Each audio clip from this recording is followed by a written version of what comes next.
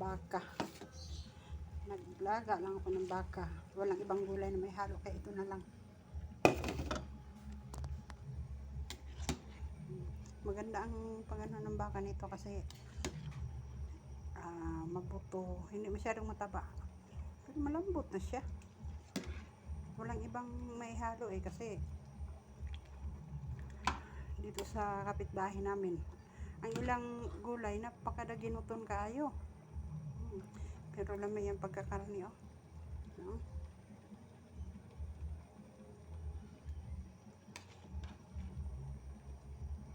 Piyesta ngayon, pero tama na yung lutuin namin na ganito lang. Kasi kakapagod yung magluto eh. Kasi may pa-order kami mamaya. Ano siya, lamig pa niya. Napod yun may sinupang hito. No? Lami kaayo.